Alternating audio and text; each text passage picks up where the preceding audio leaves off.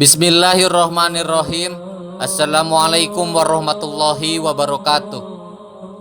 Sahabat yang beriman, Abu Lahab adalah paman Nabi Muhammad SAW. Ia juga adalah penentang ajaran yang dibawa Rasulullah SAW. Sampai akhir hayatnya ia tetap tak mau beriman. Alhasil ia pun menjadi salah satu penghuni neraka. Namun ternyata dia akan mendapatkan keringanan. Apakah itu? Mengapa ia mendapatkan keringanan? Dan adakah hal baik yang ia lakukan selama hidupnya? Simak terus videonya hanya di channel Cahaya Quran. Satu lagi, jangan lupa tekan tombol subscribe, like, and share-nya agar menjadi berkah bagi kita semua. Amin ya rabbal alamin. Abu Lahab adalah musuh Islam yang paling mencolok. Oleh karena itu ia dikenal sebagai orang musuh Islam terbesar sepanjang sejarah. Ia pernah melakukan hal jahat pada Nabi Muhammad SAW.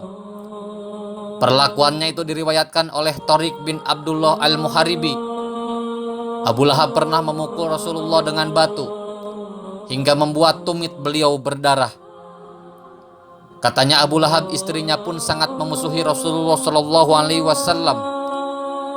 Pada suatu kali istri Abu Lahab, Ummu Jamil binti Harb binti Umayyah, menebarkan duri di jalan Rasulullah SAW lalui.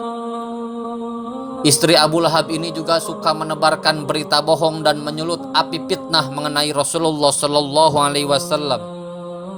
Tak heran julukan yang diberikan kepadanya adalah pembawa kayu bakar. Kelakuan Abu Lahab dan istrinya telah diabadikan dalam Al-Quran. Binasalah kedua tangan Abu Lahab dan sesungguhnya dia akan binasa. Tidaklah berfaedah kepadanya harta bendanya dan apa yang ia usahakan. Kelak dia akan masuk ke dalam api yang bergejolak. Dan begitu pula istrinya, pembawa kayu bakar yang di lehernya ada tali dari sabut. Quran Surat Al-Lahab ayat 1-5. Abu Lahab merasa senang saat Rasulullah SAW dilahirkan. Dalam kitab Al-Anwar Al-Muhammadiyah dikisahkan bahwa Rasulullah SAW dilahirkan di kota Mekah. Kemudian beliau disusui oleh Suwaibah yang merupakan hamba sahaya. Suwaibah dimerdekakan oleh Abu Lahab. Abu Lahab senang karena kelahiran Nabi Muhammad SAW.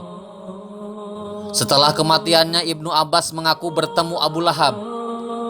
Ia menanyakan keadaan Abu Lahab, lalu Abu Lahab pun menjawab, "Saya di neraka hanya saja setiap malam Senin saya mendapat keringanan. Saya bisa menghisap air dari jari saya ini." Dia pun menunjukkan ujung dua jarinya.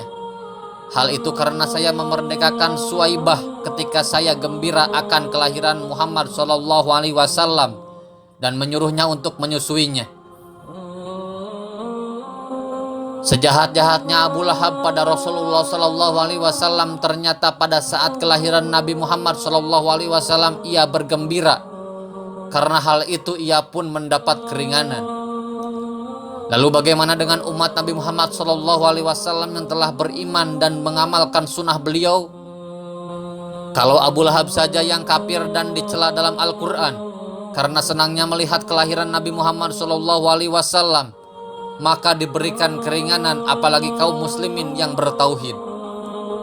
Umat beliau yang karena kecintaannya pada Rasulullah SAW lalu bersedekah semampunya, tentu balasannya adalah berkah dan anugerah Allah Subhanahu wa Ta'ala adalah surga.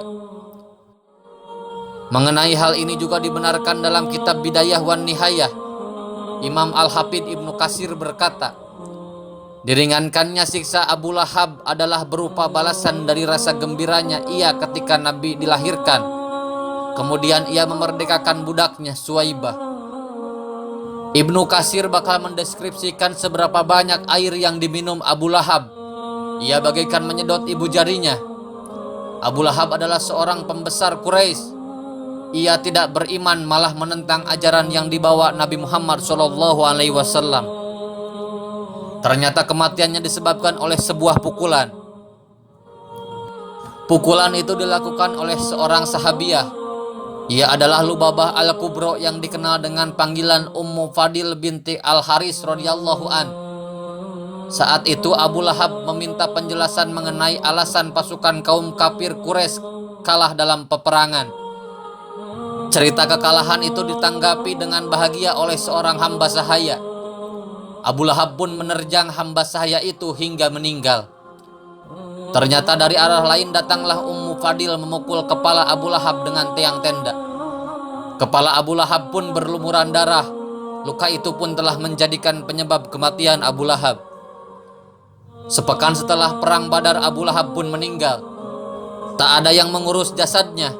Jasad itu dibiarkan selama 3 hari. Para tetangganya memutuskan untuk menguburkannya. Mereka kemudian menggali lubang.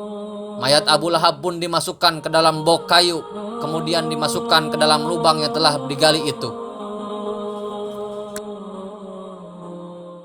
Sahabat yang beriman, itulah penjelasan mengenai Abu Lahab yang mendapatkan keringanan di neraka. Sejahat apapun seseorang, ia pasti memiliki sedikit kebaikan. Bisa jadi kebaikan itulah yang berguna nantinya dan akan mendapatkan balasan. Wallahu alam. Semoga bermanfaat. Wassalamualaikum warahmatullahi wabarakatuh.